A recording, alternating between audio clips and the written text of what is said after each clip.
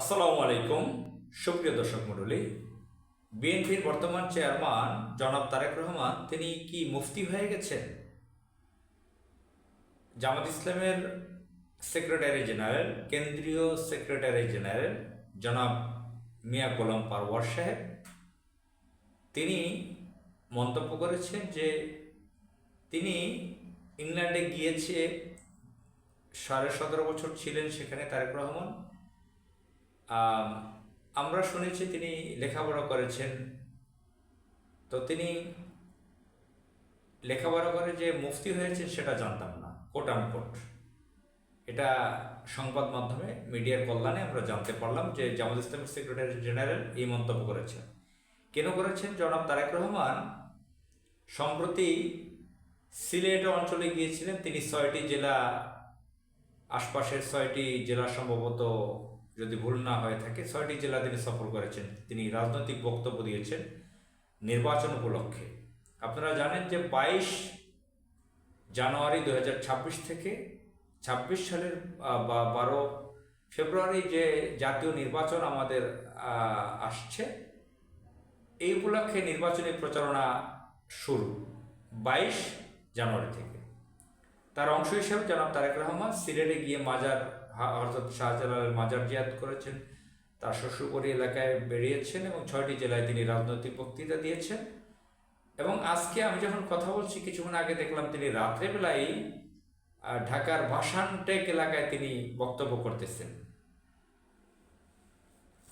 ভাসানটেক এলাকায় সেখানে তিনি বক্তব্যকালীন এক মহিলা দর্শকরা যেখানে ছিলেন, অডিয়েন্স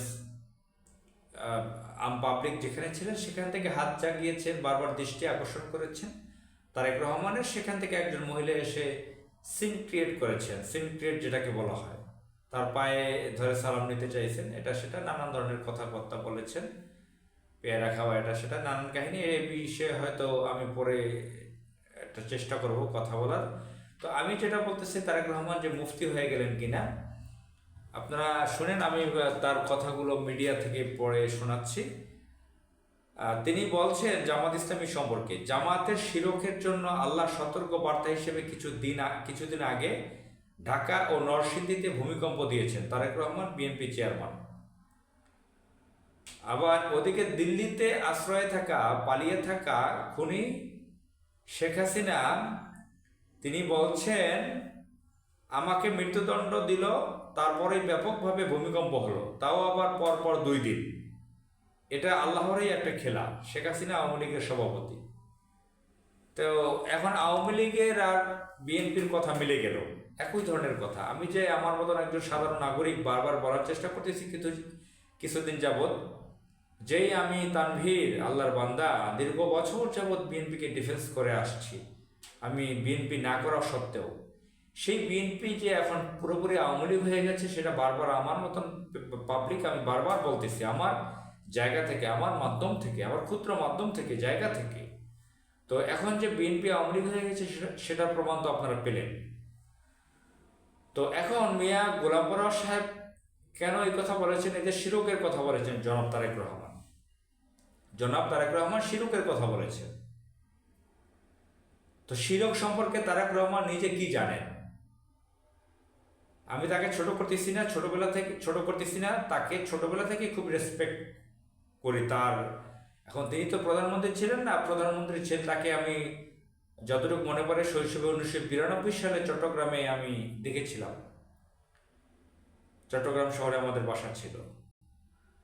তো তিনি তো ওই ধরনের বড় মাপে প্রভাবশালী কোনো পলিটিশিয়ান না, কিন্তু তিনি শহীদ প্রেসিডেন্ট জিয়া রহমানের জ্যেষ্ঠ পুত্র তারেক রহমান, বেগম খালেদা জিয়া 3বারের প্রধানমন্ত্রী, তার বিএনপি চেয়ারপারসন, তার জ্যেষ্ঠ পুত্র।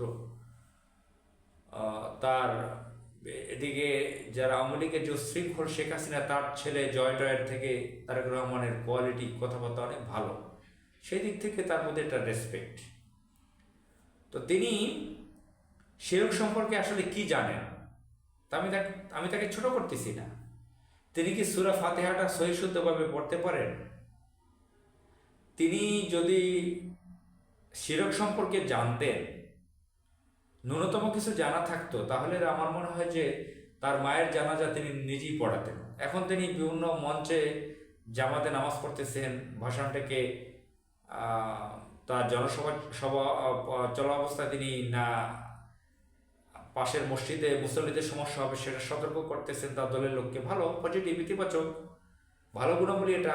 কিন্তু তিনি কতটুকু মাসলা মাসাইল জানেন, কতটুকু কি ইসলাম জানেন, ইসলামী শরীয়ত সম্পর্কে কি জানেন?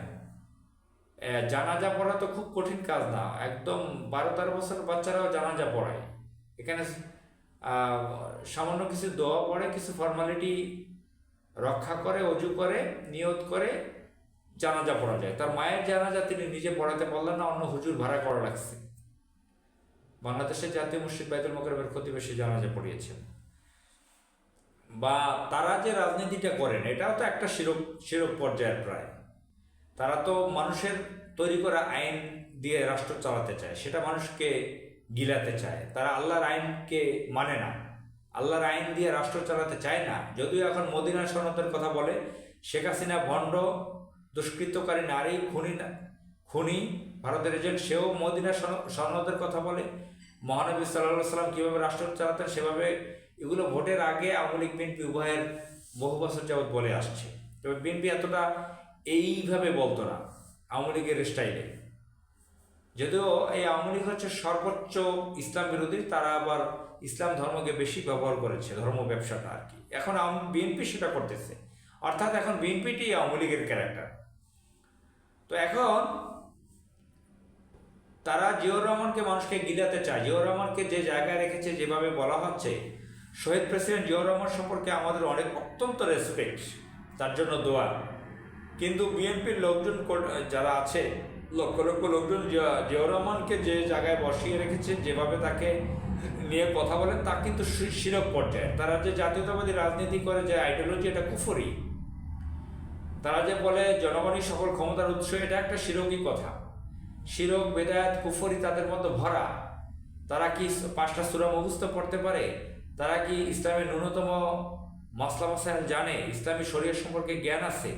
এখন তারেক রহমান ব্যক্তিগতভাবে তার একাডেমিক লেখাপড়া নিয়ে নানান সমালোচনা আছে, সেদিকে যাচ্ছি না। এখন তিনি জামাত ইসলামী, এই যে কিছুদিন আগে ঢাকায় ভূমিকম্প হয়েছে, নরসিংদীতে, ঢাকায়, আপনারা জানেন বাংলাদেশের ইতিহাসে এত বড় ভূমিকম্পের আগে হয়নি।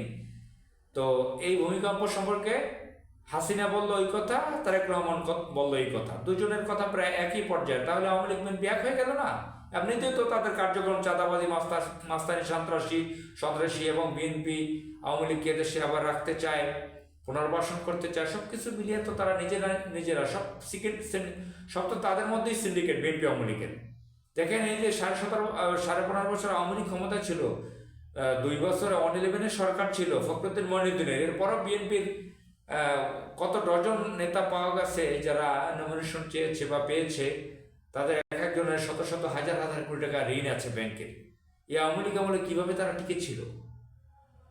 সুতরাং এই আওয়ামী লীগ, এখন বিএনপিটা আওয়ামী লীগ, এবং তারেক রহমান যে এখন এগুলো হিপোক্রেট পর্যায়ে চলে গেছেন, ভণ্ডামি করতেছেন, তিনি যে কথাগুলো বলতেছেন, আসলে তিনি তো ইসলাম জানেন না।